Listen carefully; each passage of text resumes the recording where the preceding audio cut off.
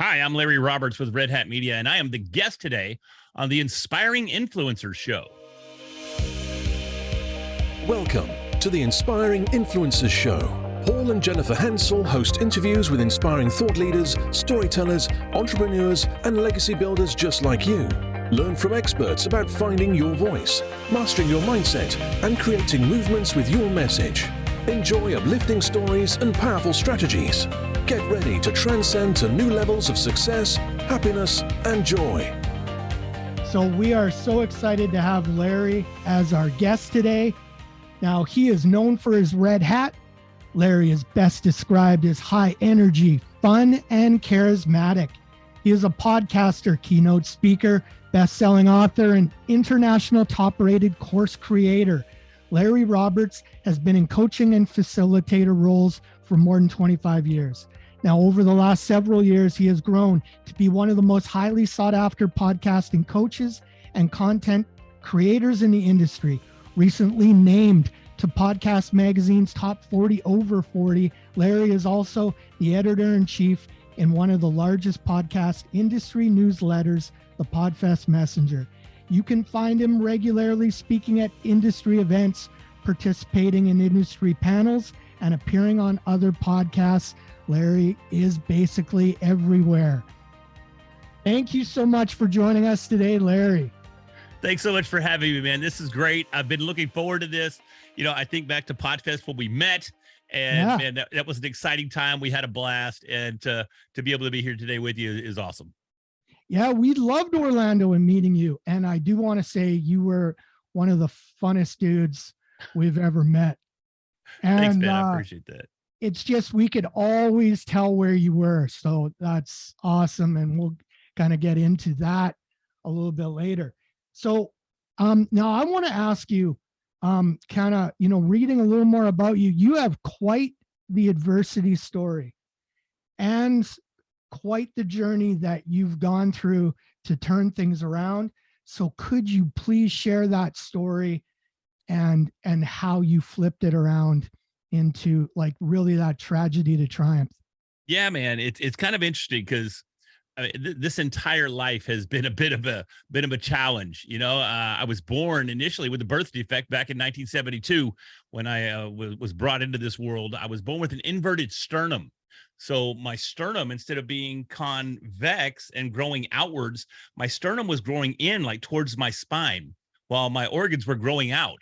So by the age of 4, I had to have major reconstructive life-saving surgery just to make it so that I could kind of hang around for a while. So that in and of itself, I mean, coming right out of the gate was adversity, So it's not something that I'm unaccustomed to, but I mean, the story that most people know these days is back in 2013, I went into rehab for alcoholism. And I'd already been in the hospital once that year. I believe it was back in July of 2013. I'd gone into the hospital for alcohol poisoning because I had just drank myself into that stupor. And it was such a weird experience that night back in July of 13, because literally it felt like just out of the blue. I say out of the blue, of course I was drinking, but it felt like my body was on fire. I mean, like literally my whole, from my tips of my hair to the tips of my toes just felt like it was on fire and it would not stop. And eventually my wife had to call the ambulance and they swept me away. And then that was it. I had alcohol poisoning. But wow. We kind of played that off as, I think we played it off as food poisoning or something along those lines, so that it didn't get back to the office and everybody know that Larry's on the downward spiral here and he's really in desperate need of help. But we weren't as smooth as we thought we were, because the vice president of the IT department that I worked in at the time at this company, he called me into his office because we're close personal friends as well. And he said, "Hey, man, you might have everybody else fooled, but let's just be honest. I know exactly why you were there and what's happening. And if it happens again, you're either going to get help or you can pack your stuff and leave the company. It's your choice." So, of course, I was scared sober from that point forward for a couple of months. And then probably September-ish, maybe October-ish, I started drinking again. And this time I just went nuts and just was drinking myself literally to death. And it all culminated Probably right there at that first week of November is when it really started culminating, and I didn't go back to the office. I was calling in sick. Wasn't showing up, wasn't calling in at all. Yeah. But what I was doing was literally drinking 24/7. I mean, just 24/7. I would drink myself till I passed out, wake up, do 2 or 3 more shots till I passed out again, and it was just repetitive. And I did this for about 2 weeks until November 13th. And although it shouldn't have happened, somehow I was sitting on the end of my couch, covered in my own filth, and I had a moment of clarity. You can call it an intervention, a spiritual intervention. You can call it whatever. I don't know what to call it, but Yeah. something simply said that if I didn't get help today, as I sat right there, that tomorrow wasn't going to be here. It wasn't happening. There would be no tomorrow. And it Hmm. was so clear. I mean, it literally, just as I said, it was like just literally a voice in my head, Yeah. and it was crazy. So I managed to get over to my cell phone. I called my best good pal. I said, "Hey, dude, I need help." And next thing you know, they leap into action. My best friend and my wife, we all worked at the same company. So he left his office, went and grabbed my wife, said, "Larry just called. He's asking for help. We got to do something." They went back over to the VP of the department that I worked in, told him, said, "Hey, man, Larry's called. We need help." All three of them jumped into action. And then a few hours later, they got here at the house and swept me off to a facility here in Texas. That's one of the top facilities, actually one of the top facilities in the country. Um, and the irony there is that I should not have been able to afford to go to a facility of this caliber.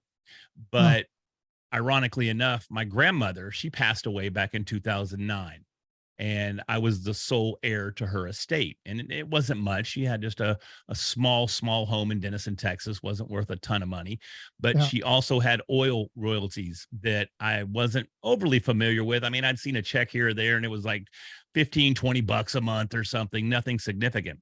Yeah. But earlier that year in 2013, I'd gotten a phone call, and it was from an oil company out in West Texas. They said, "Hey, we're looking for Wilma Roberts." That was my grandmother. I informed them that she passed away, and I was the sole heir. And once I provided letters testamentary and proof of the will and that sort of thing, they released some funds to me that were not massive, but Yeah. they were significant.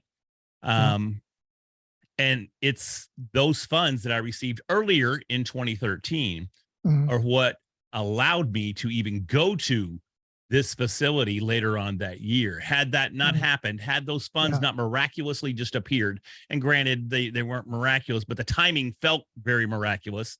If those funds hadn't been there, I would have not been able to go to this facility. And now, granted, there's other facilities that I could have gone to. Maybe I would have had success there, but this particular spot is known throughout the country. It's called Inner Health, by the way. If anybody is listening and you're in the state of Texas and you've got you yourself or a family member or someone that you love that needs help, I highly recommend Inner Health.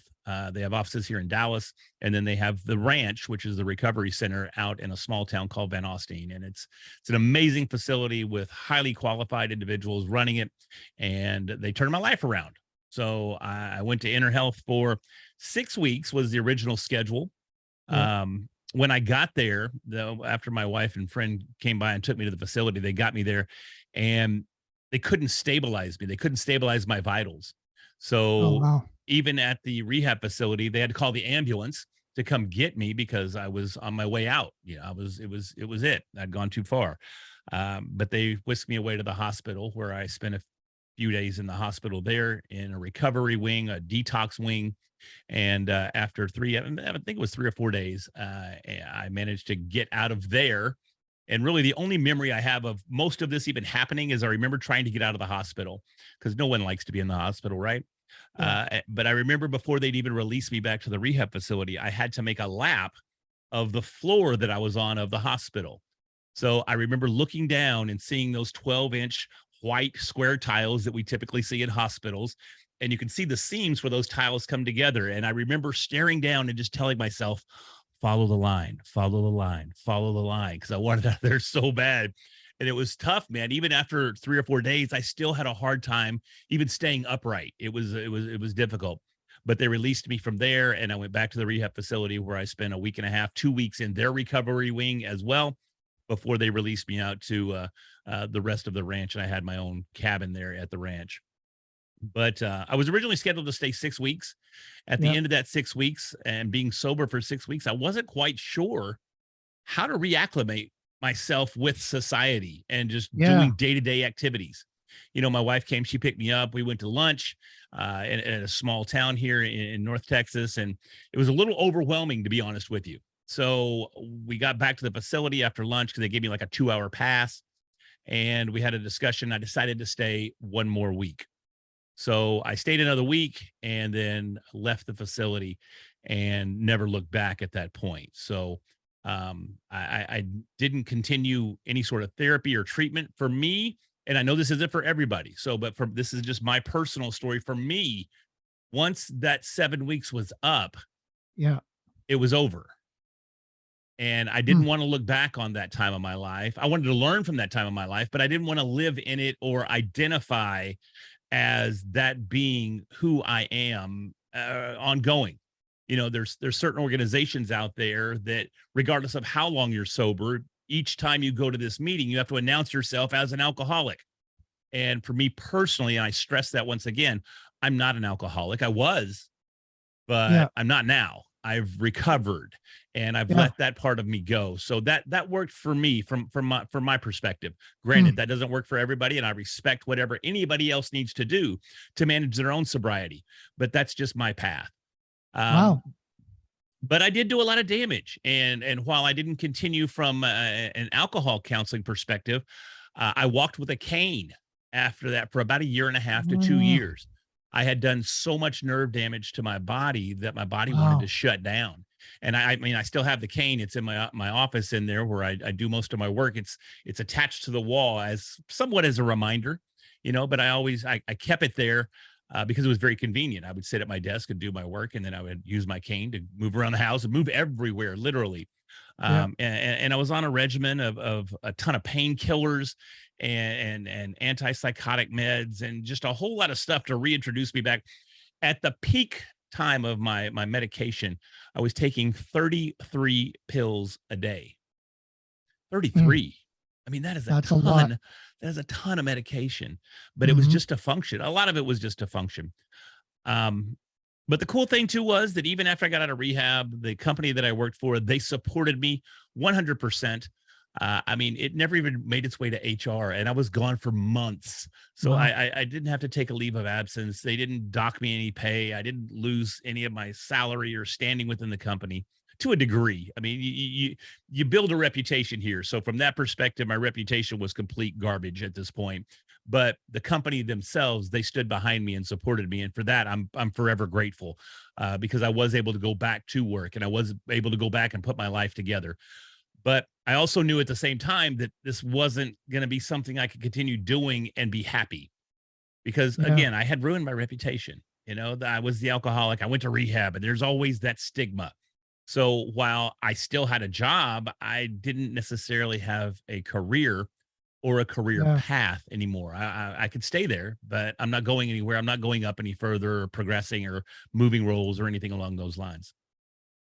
So I stumbled into podcasting, and it was early in 2014.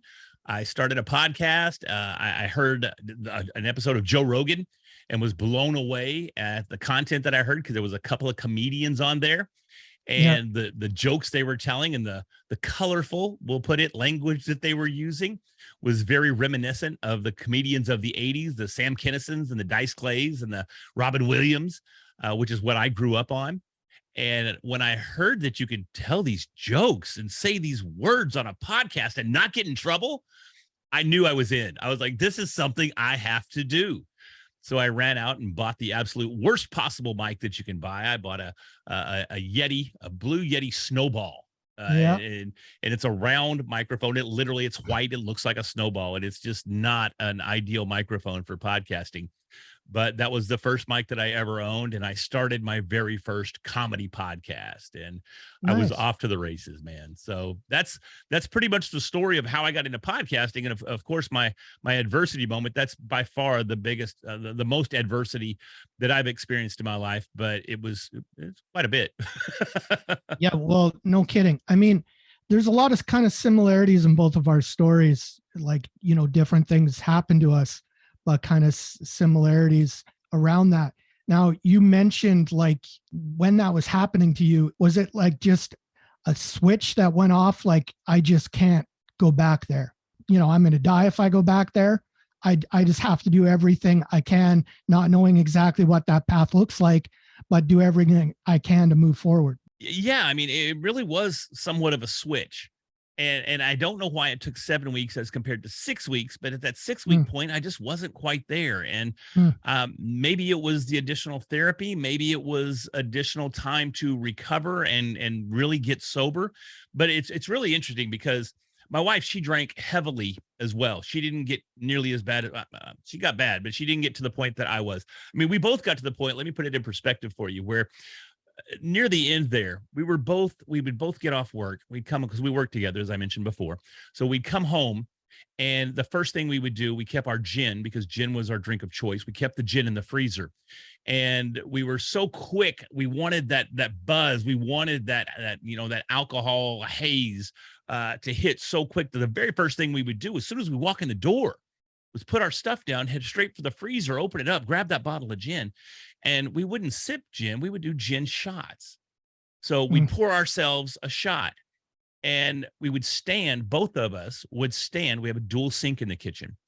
We would stand, one of us on each side of that sink, because we knew that the first shot was coming right back up.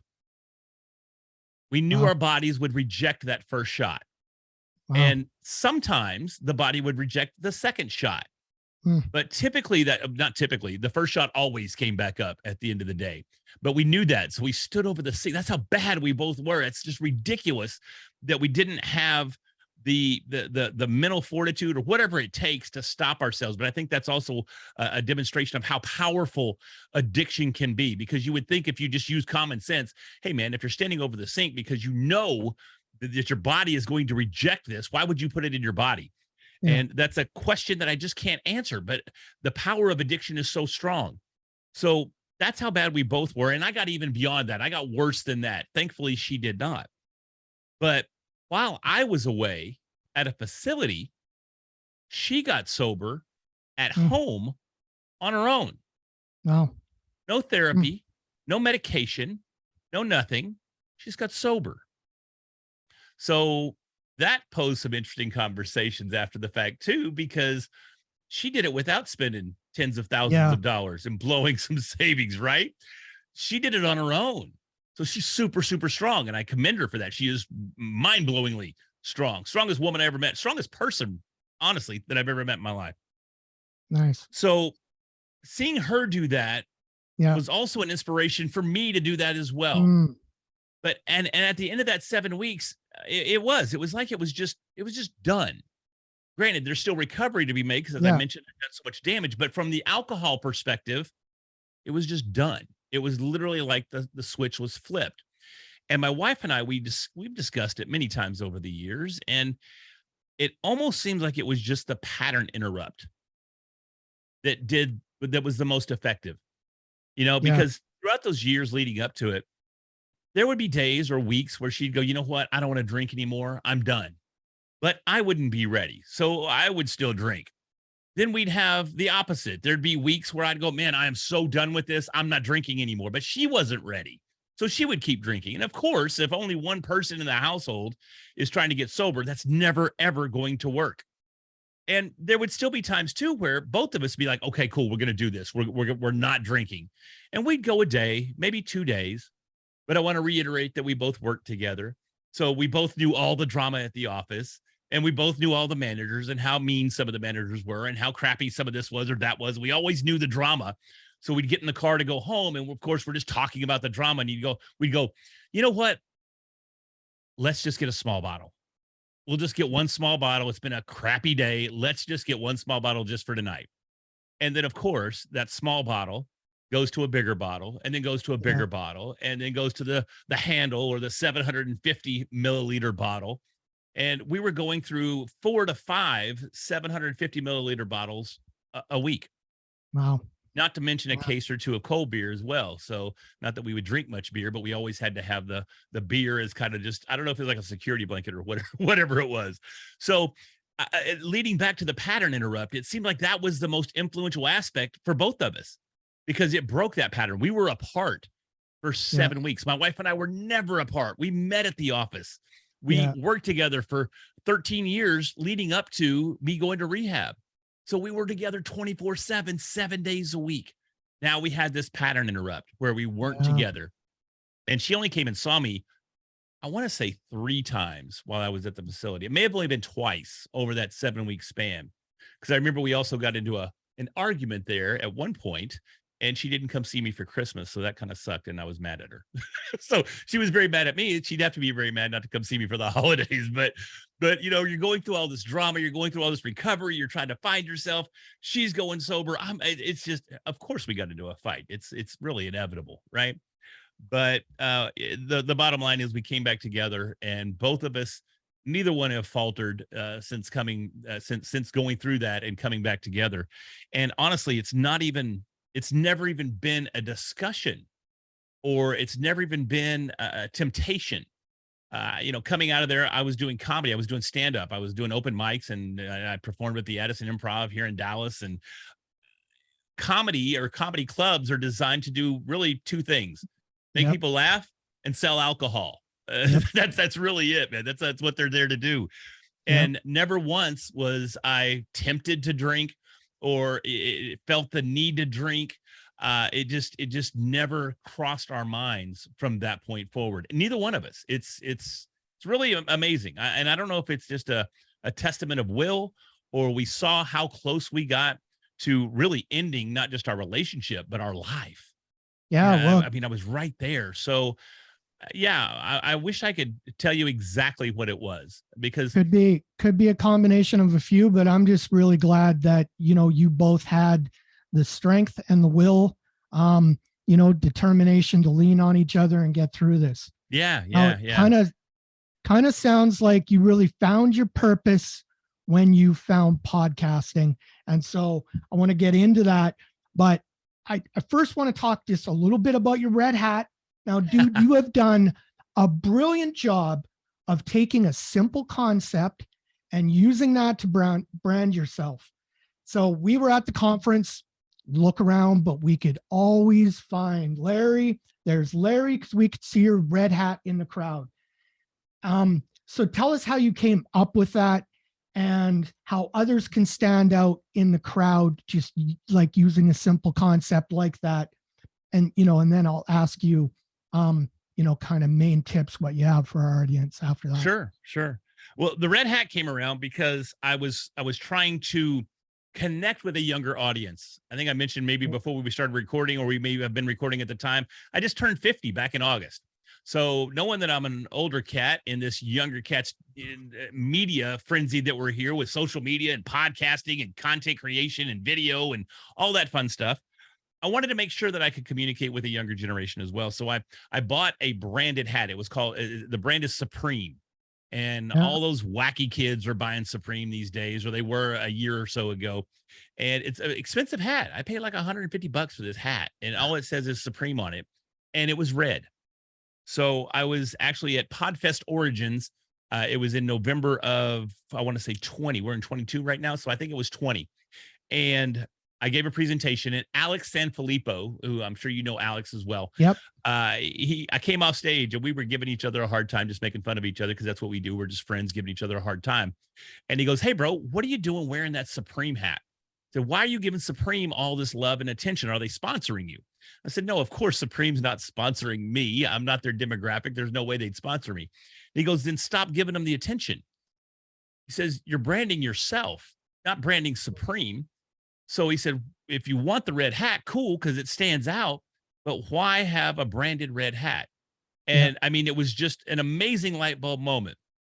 So I went home, I took off the Supreme hat, I went on Amazon, I grabbed a $6 unbranded red hat, and I started wearing that. And I'll tell you, the impact that it's had has been, it sounds so simple, but like you mentioned, I can't go anywhere without people, especially in our industry, in our niche, in podcasting, without them knowing who I am, without them recognizing, without, if we're walking down a hallway at a hotel, someone 100 yards away down the hall is like, "Hey, red hat guy." And I've become the red hat guy, not just at Podfest, but at Podcast Movement, at Podstock, at Outlier Podcast Festival. People in the podcasting niche know me as the red hat guy. And it's just been an amazing transformation. So much so that I renamed my company. I took my company from Readily Random Media, which was a name of a podcast that I had back in the day, which was a dumb name for a podcast, by the way, and an equally dumb name for a company, but I was married to it, so I kept it. So I'm going from Readily Random Media to Red Hat Media because the red hat is where it's at. It's just, it's unreal. I've landed speaking gigs because of the red hat. Yeah. I've gotten customers because of the red hat.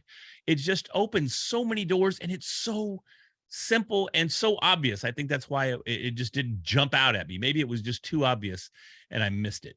Yeah. So what are the main things other people can do to, to kind of grab onto something, to recognize that, run with it? Yeah. I mean, we see other people that use fashion to stand out as well.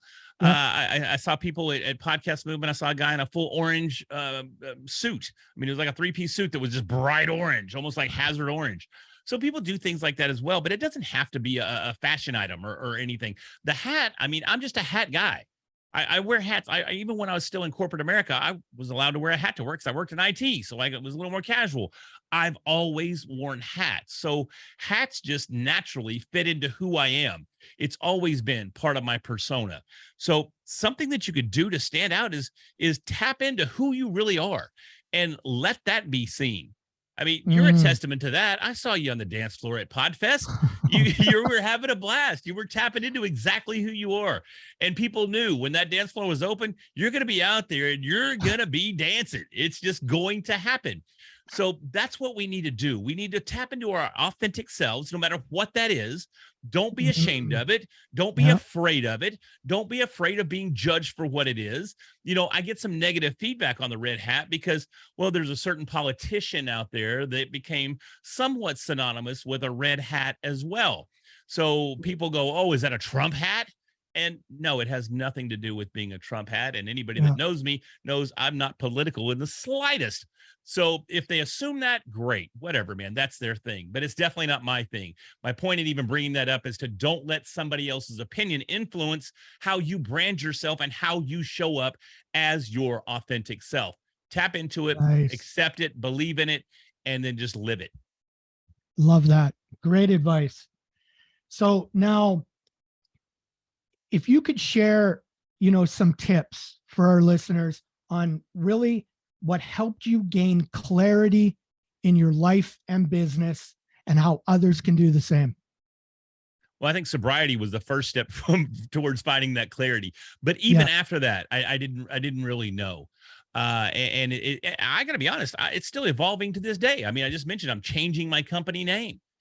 So my identity and some of the steps that we take, they evolve over time. And I think we have to be open-minded enough to allow ourselves to evolve as well. I mentioned my first podcast was a comedy podcast, and it was a very, very blue podcast. And if you don't understand what the term blue means, it means there was some colorful language and colorful topics that were in that. Had I maintained the path of that comedy podcast, odds are I wouldn't be sitting here with you having this discussion right now. Now, that podcast was experiencing its own level of success, and I loved every minute of it. But also at the same time, I was still in corporate America. So some of the subject matter wasn't necessarily acceptable for a salaried employee who represents the company 24/7. I shouldn't have been carrying on some of those conversations per certain members of management. And we still have an issue together, by the way. But the show was great. We took it to a live stage show. We took it to a radio show. To this day, the show, even though I had to kill the podcast, that show turned into an open mic here in the Dallas-Fort Worth Metroplex. And even as I sit here right now, every Monday here in Dallas-Fort Worth, it's the largest open mic for comedians outside of a comedy club. So that show had a massive impact. But again, on that path, I probably wouldn't have this conversation with you. You probably wouldn't see me as one of the top 40 influencers over 40 in Podcast Magazine. You wouldn't see me as the editor-in-chief of the Podfest Messenger. I wouldn't be in this forward-facing position in the podcasting niche. I'd be in a totally different position. So Yeah, that's right. we have to be able to accept the fact that we need to be able to evolve and Nice. look for those opportunities and network with other individuals and accept opportunities as they come and be flexible enough to make the changes when the changes are necessary. Love it. That's great. Okay. Quick speed round now. I'm going to ask you 3 quick questions. Just fire off briefly what comes to your head. What do you do for fun? What do I do? I play video games and I watch fights. Okay. Do you have a favorite quote? Oh man. There's so many. You stumped me on this one. I don't off the top of my head. Okay. You know, honestly, And- when I just said that we have to be flexible, I thought of that Bruce Lee quote where he said, "Be like water." Okay. That's what popped in my head. So for the moment, I'm going to go with that because that's the first quote that popped in my head. I like it. And who has inspired you the most? Who has inspired me the most? There's and he'd be blown away that I'm even going to say it's him. But there's a gentleman by the name of Rick Arnold. And wow, I might even, it gets me a little emotional to think about it. When I dial it back, you could probably see on camera, my face is getting flushed. Yeah. I'm getting a little red. I'm a lifelong martial artist, and I didn't really understand what it meant to be a fighter until I met Rick Arnold. And I don't just mean kicking and punching physical fighter. Yeah. I mean the intestinal fortitude. I mean the self-discipline. I mean the focus, the mentality, the mental side of what being a fighter is, until I met Rick, and he influenced me tremendously. He took me, I mean, I was already a black belt when I met Rick, but I wasn't a fighter. And I didn't understand the difference. And he gave me that knowledge. And yeah, I mean, he really helped. The vast majority of the principles that I live my life by right now were originally influenced by Rick Arnold when I was about 23 years old. So yeah, Wow. it's I would probably have to say Rick Arnold was the biggest influence in my life. Great. I love Just don't how tell him I you, said that. yeah, well, I love how you kind of explain fighter and kind of how you looked at that like 2 ways. Yeah. So the last thing I want to ask you is, how can people listening connect with you further? What do you got for us? Yeah, man. If you would reach out to me on Instagram, I am the Larry Roberts on Instagram. Please follow me over there. I give a ton of podcasting and content creation tips. I create a ton of reels that can give you some insight into my thought process and some of the processes I use for my clients. And then if you wanted to spend some time with me, head over to meetlarryroberts.com and you can jump on my calendar for a free 30-minute introduction call. We can kind of get to know each other, talk about what some of your goals are, and figure out what the best path is for you to achieve those goals. Awesome. Thank you so much. I appreciate it, man.